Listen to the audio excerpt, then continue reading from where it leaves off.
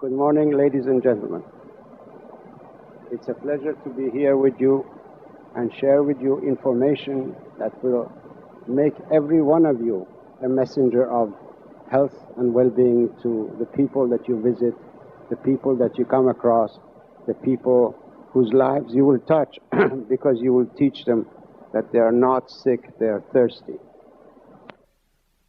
The greatest tragedy in medical history is the false assumption that dry mouth is a sign of dehydration of the body, the only sign of dehydration.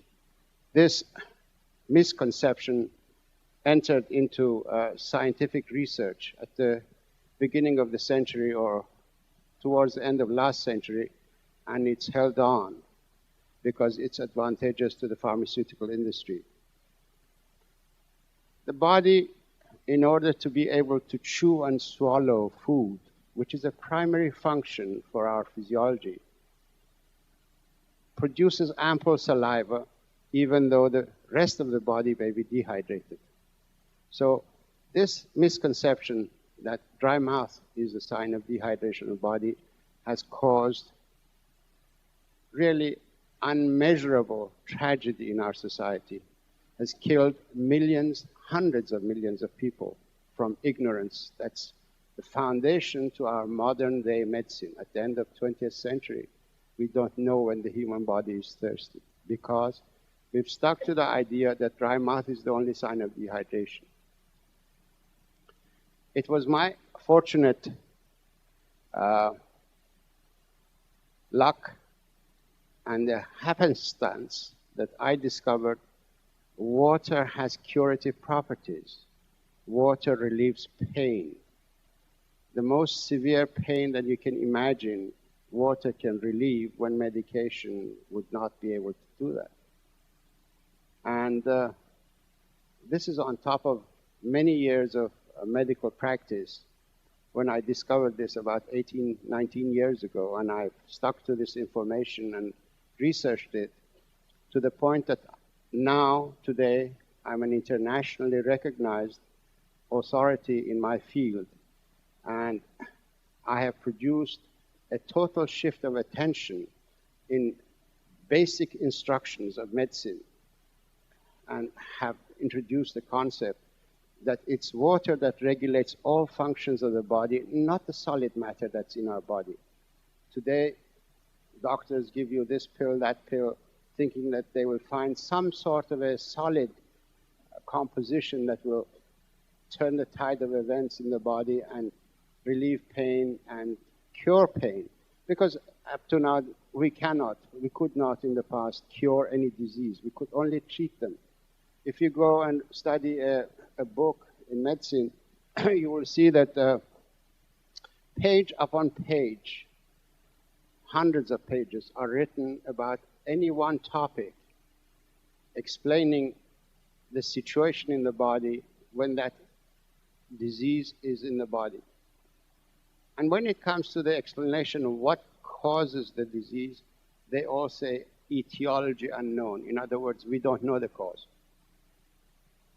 Today, we now understand that dehydration that settles in the body, expands gradually, produces so many different symptoms and signs. And because lack of water will also produce physiological upheaval in the body, the conditions that are produced by dehydration have been labeled as disease conditions. So many health problems of our society are produced just by dehydration. We can cure many, many diseases, many different pains, by adjusting the water intake of the body.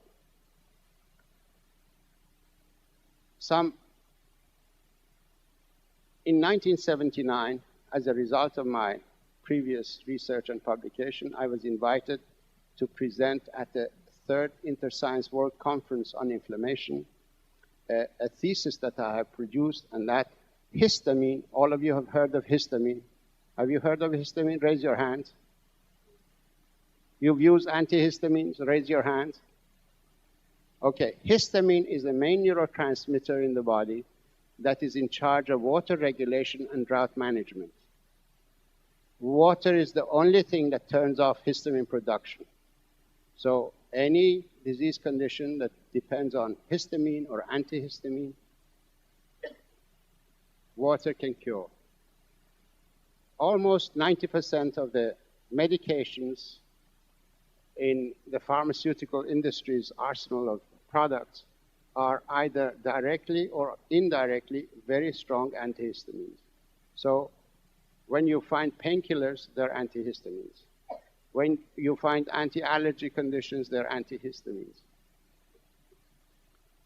And this is the presentation I made at the World Conference, saying that histamine, the main function of histamine in the body is water regulation. And we should not treat conditions of histamine excess activity with medications or pharmaceutical products. We should only treat them with water. Because when you suppress the signals of dehydration in a body, you don't alter the dehydration. The damage of dehydration will continue. And that's why so many different disease conditions occur throughout the lives of people who are not drinking water, but drinking alternative fluids which don't substitute water in the body. Caffeinated beverages, alcoholic beverages, sodas containing artificial sweeteners, excess fruit juices, they do not substitute water. We need water for the body, and that is what the design of the human body is all about. From water, dependent on water, survives on water, and you cannot replace water with anything. You may hush its cries for water, but you will not alter the course of the disease that is produced by dehydration. The reason why I'm here this morning, the reason why I accepted to come and talk before you, because you are the people who go and make contact with others. You come across people. You can become educators. You can teach people that they're not sick, they're thirsty. And my main concern in this crusade is asthma. Asthma in children. Newsweek has got an article. I recommend you to get this Newsweek and read it. It is May 26, 1997. Life magazine has got an article in the same week about asthma. And the title goes, 50 million Americans with allergies or asthma, now you can take control of your life. Yes, they're right. They can take control of their life, but with water, not with the medication that the articles have been produced because the pharmaceutical industry has advertised 16 or 18 pages of full-page advertising in the magazine. When a child develops asthma, it means dehydration. The human body is composed of water.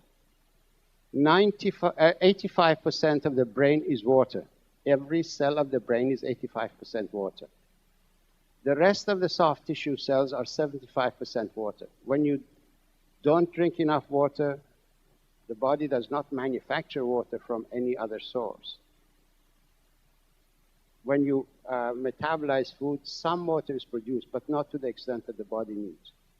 So a child that's developing and it's expanding, every cell of its body requires 75% water before it develops into a new cell and the child could grow. We'll get stunted growth. We'll get mental problems. We'll get emotional problems. We'll get DNA damage and so many different disease conditions produced by dehydration can ensue. So please take this message to people that you meet and explain to them. You can always explain to people very simply. The lung tissue is full of berries. The berries of the lung contain air. Excuse me. Imagine this bunch of grapes, to be a section of the lung tissue. Each berry is full of air. If If water doesn't get into the lung tissue, it becomes raisins. You see, the body cannot afford that. So it shuts down the lung tissue, the passageways, so that air that comes out doesn't bring water out with it, because every time you breathe, when you breathe out, you bring a lot of water out of the body. Asthma is a state of dehydration that the body has installed or is executing drought management program. The lungs evaporate. If you give a person with asthma water, very simply water, give them 2 glasses of water, 3 glasses of water, depending on their size and age, they will not get asthma. If they're in the middle of an attack, you can give them water and a little bit of salt, because another substance which is highly antihistaminic is salt. Because in the human body, there are 2 pools of water or 2 oceans of water. There is the ocean of water that's inside the cells of the body, and then there is the ocean of water that's outside of the cells of the body. When the body becomes dehydrated, the ocean outside is maintained. In other words, water is borrowed from the cells, and it's the ocean outside expands, and from there, water is injected into the cells that are important, such as the brain cell, the liver cell, and so on. When you have asthma, this is a crystalline salt, sea salt. All you need to do is to give a person with asthma 2 glasses of water and put 2 of these grains of salt on their tongue. That acts almost like an inhaler. It aborts an asthma attack. Take this information to the people you meet. I suggest that you read this book, Your Body's Many Cries for Water. I think you can get it from Caraco, and thoroughly become knowledgeable about dehydration in the human body and what are the symptoms of dehydration. And then subsequently take this message to the people you meet, and you become the angel of health, good health.